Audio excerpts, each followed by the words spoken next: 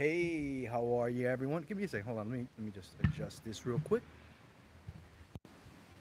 Hey, how are you? I don't want to chop my head off.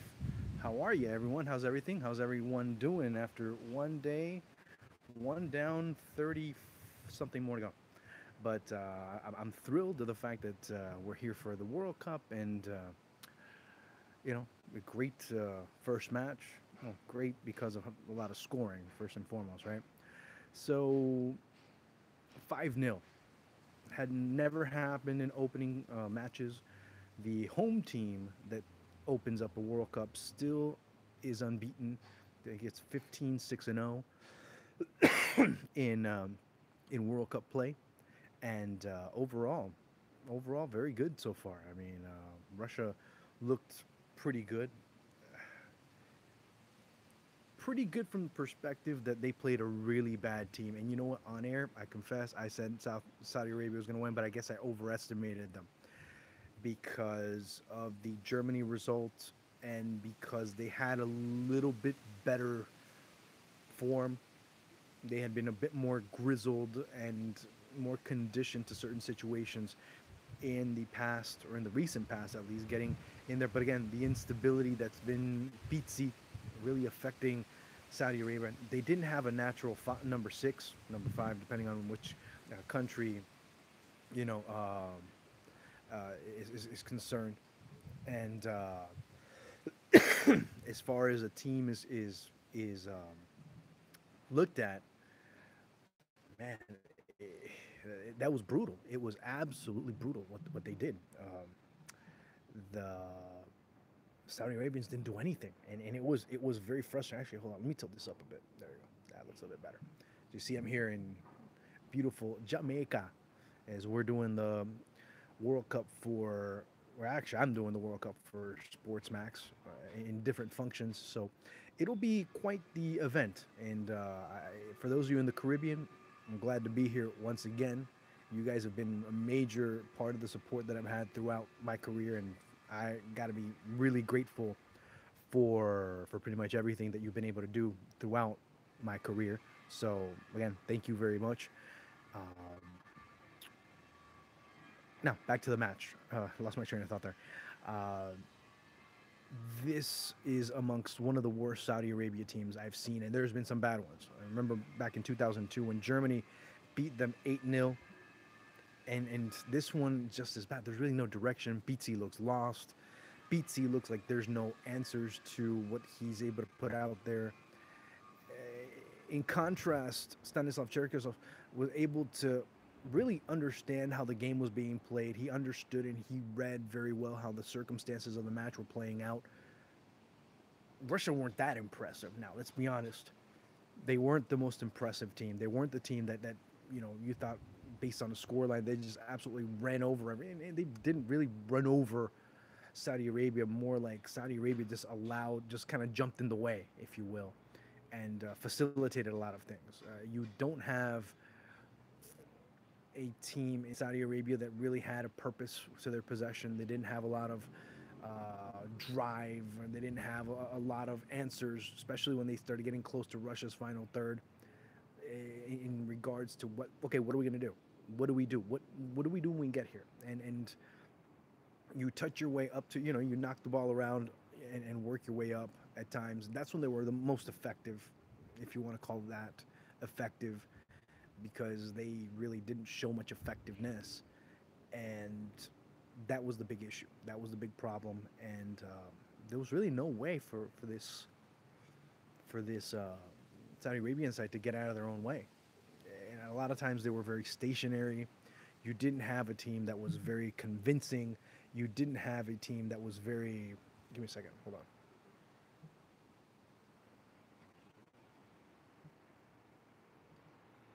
Hold on. Hold on. Hold on. Hold on. Hold on.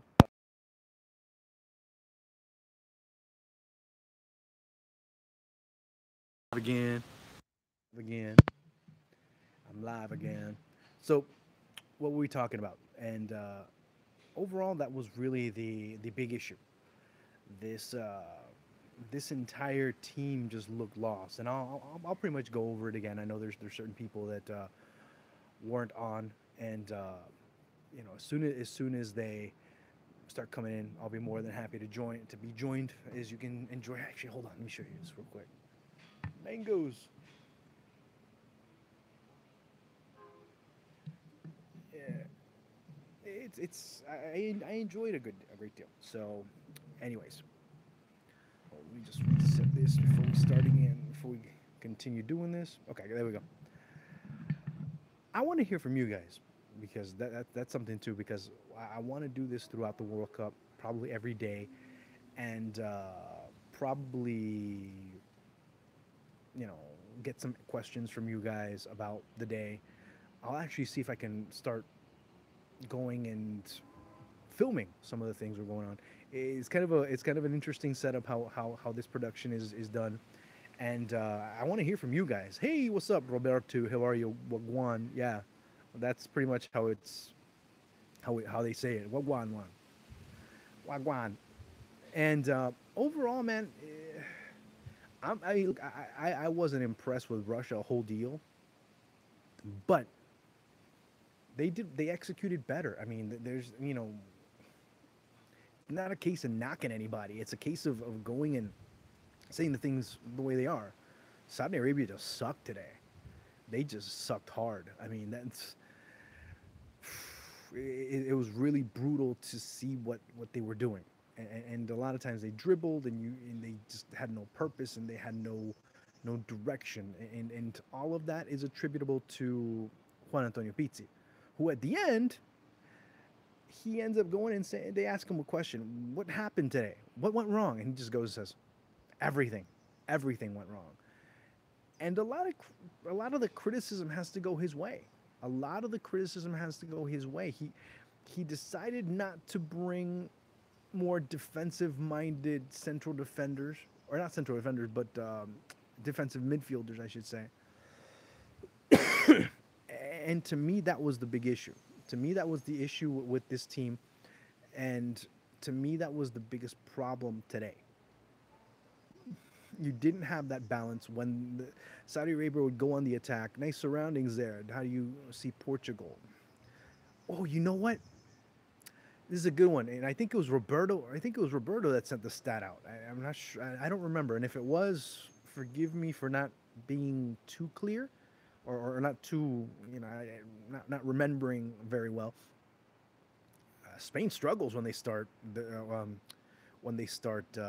World Cups. I think it's like in 13 or 14 World Cups they've been in, they've only won like 3 times.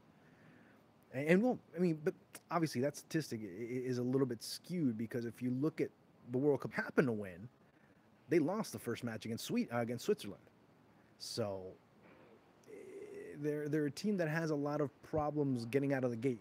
So that could help Portugal, but then Portugal is a team that you kind of don't know either, because they're a team that's not the most intense coming out of the gates as well. How is Spain going to line up? I mean, is Spain really that affected by Julian Lopetegui being sacked? I mean, let's be honest. A lot of the team is Real Madrid. A lot of the players also play for Barcelona, and some teams that are very high profile that kind of work around this type of madness, this type of craziness. So why would it be any different at the national team level? I don't know. I ask you. I ask you that question. All right? I ask you that question. Any more questions? No. Anyway, I know it's kind of impromptu, but I will be doing this about this time. I'm not sure, because it all depends on what time I get out of studio and come here. I might even do it in studio if there's some time, and get on with you guys as quickly as possible. But again, I'll be doing this here. I'll be doing it on Instagram Live in just a few minutes. And then also maybe even Facebook Live and Periscope. I'll alternate those three every so often, just to, kind of use my platforms a little bit more. All right, guys. So I am out of here. I have a couple of meetings I have to go to, and plus I have schoolwork, believe it or not. So my work is not stopping just because I'm here in Jamaica. So uh, I'm not in Russia, but man, this is not a very bad choice to be here either. Trust me. And if I have a chance to put up some videos, I will. And again, guys, thanks for the support. Thanks for the love. Talk to you soon. Peace.